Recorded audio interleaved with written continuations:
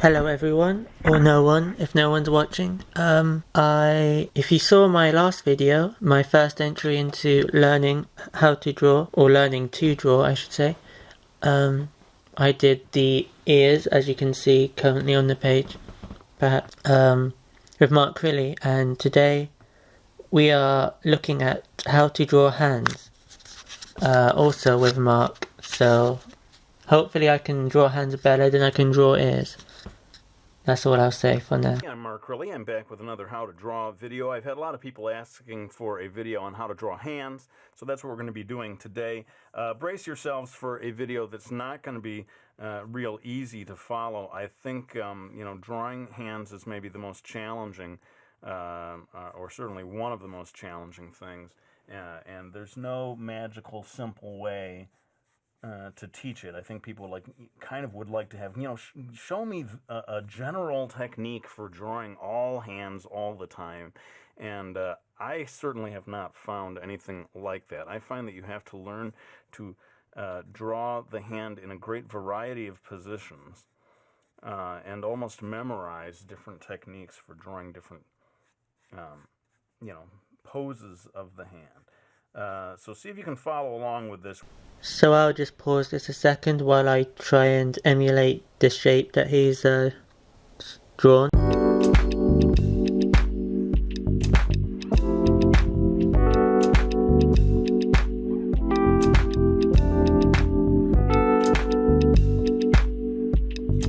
Now we're going to make a second line that is a little closer to the top than to the bottom, and this is going to show us where to put the fingers eventually.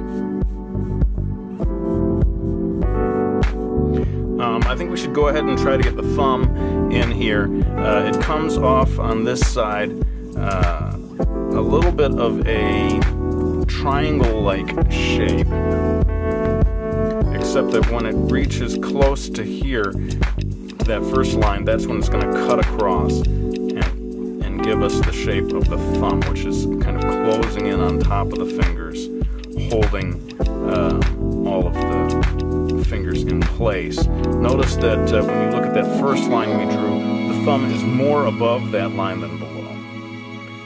And I'm going to go ahead and put a little line for the knuckle there. Maybe a few wrinkles back here. Now it's time to get to the tricky part of drawing each one of the fingers. I think what I'm going to begin with is find a point between these two sides. This point right here is going to help me kind of divide this into two parts, more or less equal, although I guess this part over here is going to at first look smaller than this part over here. And what I'm going to do now is draw a curving line for the knuckles, all the way down from this point down towards this point. This is going to help us because the knuckles sort of cascade almost across the hand when it's put into a fist shape like this. And then you can kind of get these fanning lines that delineate each one of the fingers. Notice as you get down to the pinky, as we are all aware, the pinky is the smallest of the fingers, and so the distance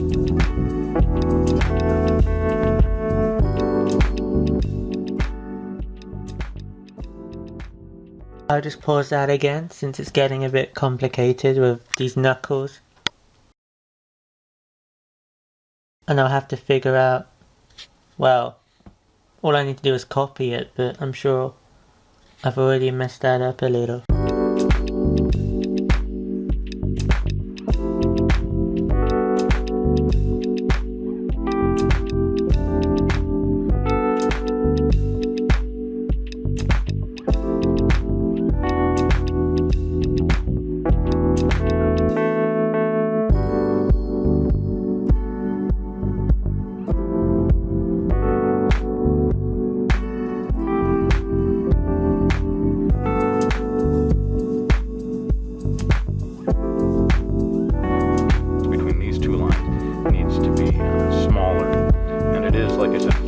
It's sort of coming in at an angle, whereas here it's more straight up and down. And notice also that the bottom edge of the knuckles is kind of tipping past that first line that we drew.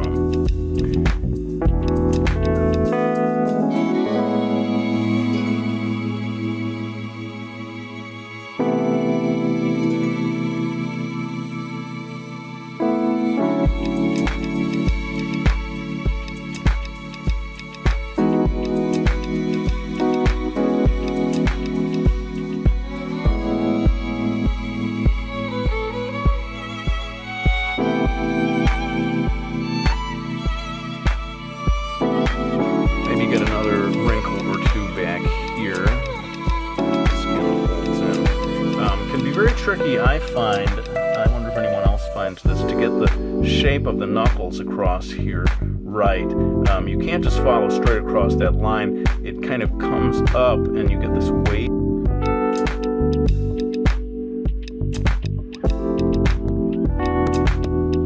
I think this is a little too long here. Perhaps this is a bit too thick.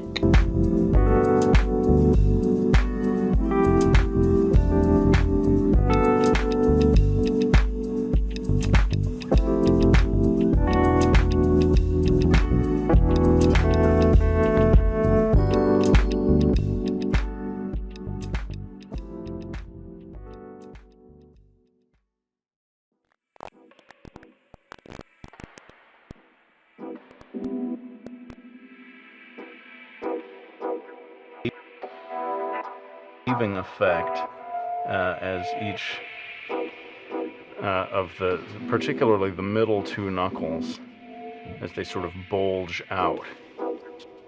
And I find that often this second knuckle is the one that's most prominent. Then coming down here to kind of finish things off, the flesh folding in, sort of breaking the bottom of the palm into two parts. You can get the wrists coming off the bottom here.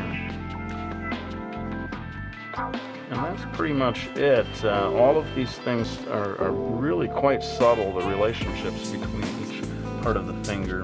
I've come up with my technique for drawing a closed fist. I'm sure other artists come up with their own. But this should, hopefully if you've been struggling, as I often do, to draw a nice clenched fist, this will give you a nice system for doing that. I'm going to kick it into time-lapse to just use my black-colored pencil to do final lines here, and then we'll move on to drawing the other hand over here.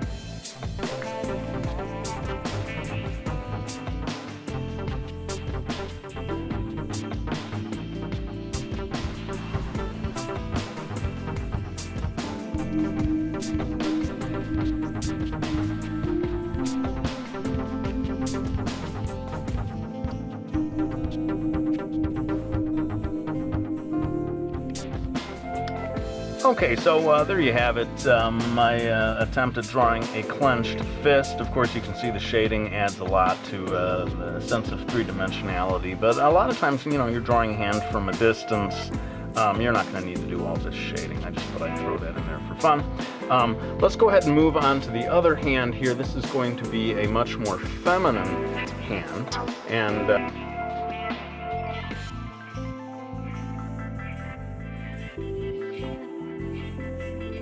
wow, my hand looks nothing like that, and I thought it was going well. Yeah, well, I'll try and finish it up a little bit and see how much like that we can get.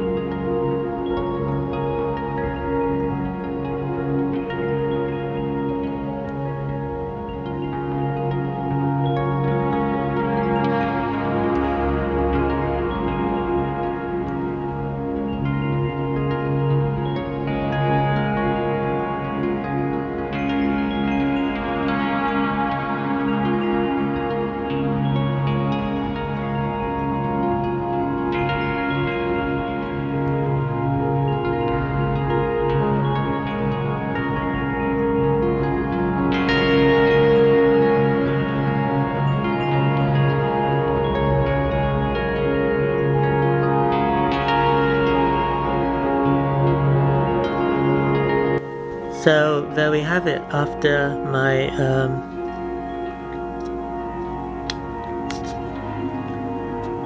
misguided shading, where I'm pretty sure I was doing it wrong, but that's okay because I've done everything pretty much not how it should be. But I do think I've done a better job than the ear, considering how much more complicated this is than just an ear, so I'm happy with that. Let's see what the other way of drawing a hand was. Again, I'll just try and copy along with him. And you can see that in my next video, so if you enjoyed this one, then I want to see how I get along with the alternate way, then I'll see you next time.